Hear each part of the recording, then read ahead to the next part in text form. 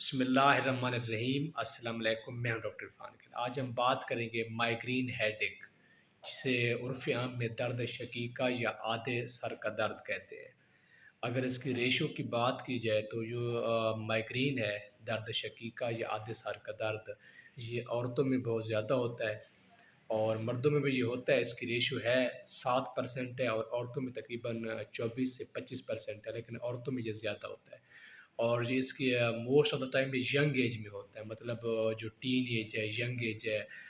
25 30 سال 15 سال، اس عمر میں یہ مائیگرین دیکھنے میں زیادہ ملتا ہے۔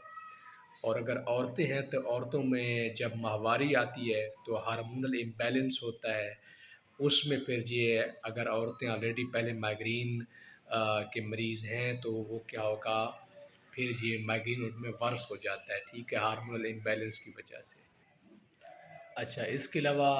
یہ کبھی کبھار مہینے میں ایک بار ہو سکتا ہے، اگر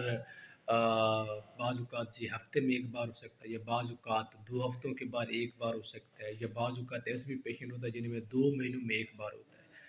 لیکن اگر آپ کو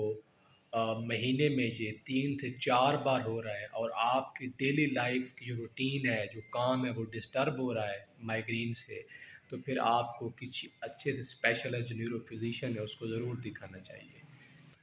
اگر ہم اس کی علامات کے بارے میں بات کریں تو اس کی جو علامات ہوتی ہیں، ایک ہوتی ہے مائیگرین ود اورا، یعنی ایسی علامات جو بندے کو مائیگرین کا درد، سر درد یا درد شقیقہ شروع ہونے سے پہلے علامات آتی ہے۔ اس کی ریشو 30% ہے، جبکہ اگر مائیگرین ود آؤٹ اورا، مطلب ایسی علامات جب بندے کو سر درد ہو جائے، مائیگرین ڈیولپ ہو جائے، تو اس کی جو بعد کی جو علامات آتی ہیں یا بندے کو پتہ نہیں چلا، ٹھیک ہے، تو وہ 70% کیسز میں دیکھنے کو ملتے ہیں۔ اچھا، ایسی ہے لوگ جن میں مائیگرین اٹیک ہونے سے پہلے انہیں پتہ چل جاتا ہے تو کون سی علامات آنا شروع ہوتی ہیں، تو اس میں بندے کو آنکھوں کے سامنے دھندلا پن دکھائی دینا شروع ہو جائے گا،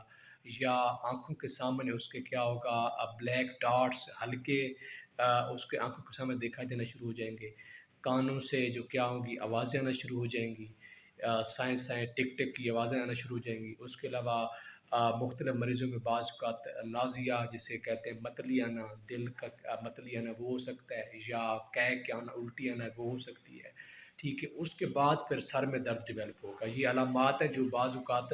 مریضوں کو 30% مریضوں کو پہلے پتہ چل جاتا ہے کہ اس کو ابھی مائیگرین کا اٹیک ہونے والا ہے، ٹھیک ہے، یہ علامات پہلے آتی ہیں، ٹھیک ہے۔ اور 70% ایسے لوگ ہوتے ہیں جن میں یہ علامات پہلے نہیں آتی اور ان کو جب مائیگرین ڈیولپ ہو چکا ہوتا ہے تب جا کے پتہ چلتا ہے، جسے کہتے ہیں مائیگرین ود آؤٹ اورا، ٹھیک ہے۔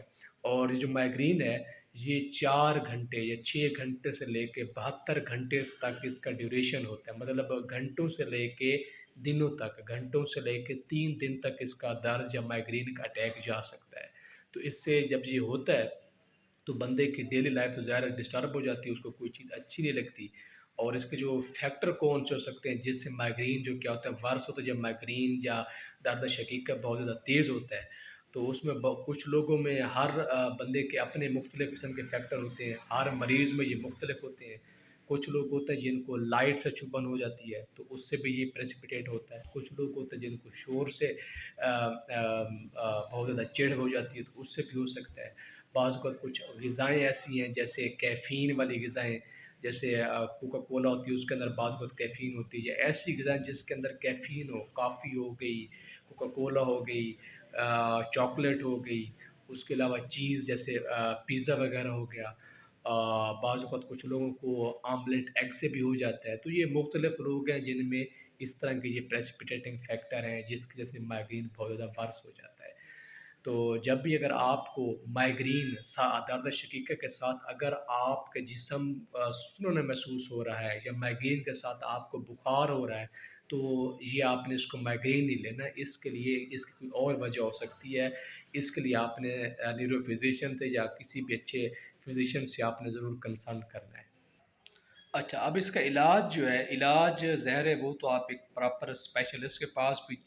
جائیں گے تب آپ اس کا پراپر علاج کریں گے، کیونکہ اس کا علاج کوئی ایک دوائی اس کے علاج کے لیے نہیں ہے، ٹھیک ہے۔ کچھ علاج کی دوائیں جو ڈیورنگ اٹیک لی جاتی ہیں اور کچھ دوائیں ایسی ہوتی ہیں جو کہ اٹیک نہ ہو اس کو بچانے کے لیے پریونشن کے لیے دی جاتی ہیں، ٹھیک ہے؟